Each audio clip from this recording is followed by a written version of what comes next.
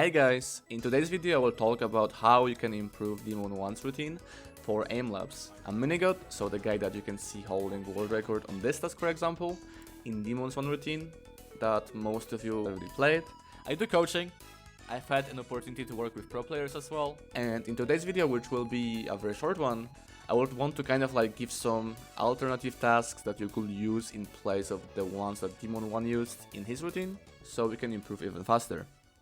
When it comes to StrafeTrack, well, this task is definitely beneficial in a way, especially when we are starting out, because it can help us with horizontal smoothness and very basic readjustments to strafes.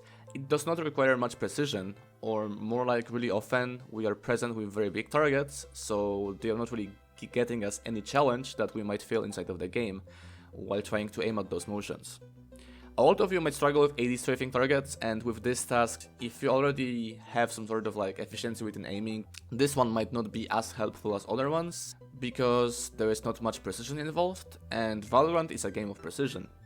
If you want to improve DEMON1's routine, this task would have to be changed to something else that actually trains your readjustments better and introduces more precision for VALORANT. A good task that you could use instead of StrafeTrack would be VT control strafes VALORANT. It is kind of like a more precise version of StrafeTrack with more strafes and a smaller target, so it requires more precision. The second task would be VALORANT sidestep tracking. It has faster strafes, which kind of like challenges us more on reactivity aspect, which, if we will get used to it, will help us way better than the StrafeTrack task. Or we can even use like a clicking tasks like Mini's headshot strafe click. On this task we are present with like 80 strafing target, like a very small one, kind of like head size, and we need to click it 3 times in order to eliminate it. And we can also try VT headshot strafe multi-click. Headshot task, when it comes to this scenario, it is actually pretty good, as it trains our reflexes to horizontal static target, which usually forces the need of a flick and a micro correction.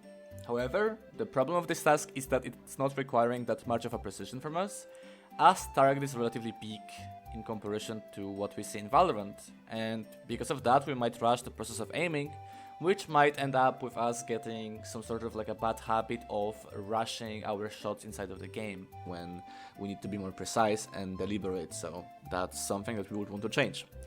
If you want to change this task to something cool and you still want to work on your horizontal flicks, a good task would be VT VALORANT small flicks. On this task you have like 2 static targets, there's not like much reflexes involved.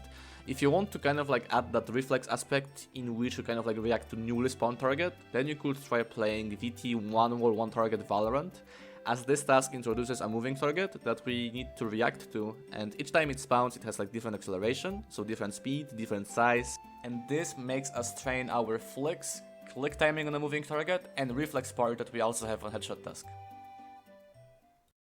VCT Latam KiNgg, a classic static task that I've played long time ago as well. It has slightly bigger targets, so the main focus here is to kind of like get our initial flicks down. The only problem with this task is that inside of VALORANT, when we do have a better crosshair placement, we would mainly be doing smaller flicks, so we also need to aim at smaller targets because heads are smaller. So ideally we would want to play something that kind of like adds more precision into our game. And a good task that can help us to add more precision and kind of like introduce us to smaller flicks would be VT vibe shot chaining. A great task that kind of like trains our flicks and micro corrections to slightly evasive targets, which is much more close to what we will be doing inside of the game, as heads are small, not big as the targets on the KiNgg task. Another good task will be CG adjust click micro. The idea on this task is to train our first shot accuracy on slightly moving targets, so we can work on our micro corrections as well. If you want to still train some white flicks that are present on VCT Latam KiNgg, and you still would want to add some precision into it, I would recommend using a task called VT multiflick, as it mixes both big targets while also adding up smaller ones like on 6shot for example, for more precision.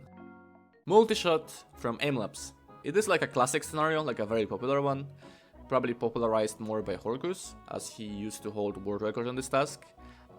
It is more often like a warm-up task. It doesn't really challenge us in terms of precision. It's more about rushing our shots as quickly as possible so we get more hits.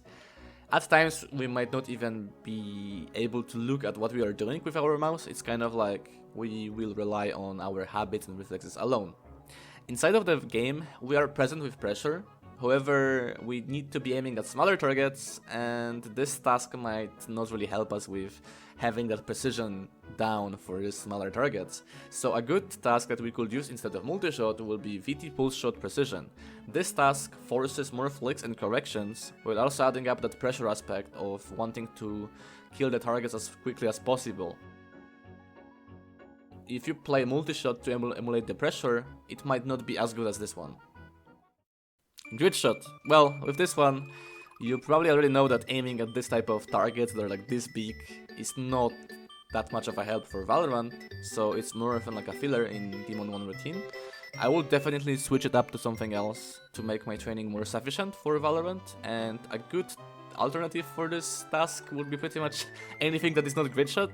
But if you don't really know what to put here in the routine, I would probably use something that replicates the Valorant aim way more, and a good task for that might be, for example, VT Blink Click Valorant, as it trains our micro corrections on a small target, our click timing on a moving target, and we need to also flick to that click timing target. Lastly, I would want to say that this video is not meant to be toxic, as I'm very proud that we are actually getting more pro players in the world of aim trainers. However, we need to make sure that people that start using aim trainers will actually play scenarios that can bring them more benefits for the game, because we kind of like want to avoid the misconception that aim trainers are useless when players are playing tasks like Gridshot for improvement, right? So we want to play tasks that can provide us with much more benefits in long term. And that's the goal of this video. I kinda wanted to present some scenarios that might help you better in place of the ones that Demon1 plays.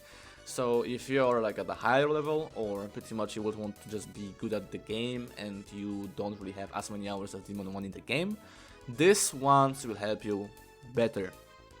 Thank you for watching and have a nice training.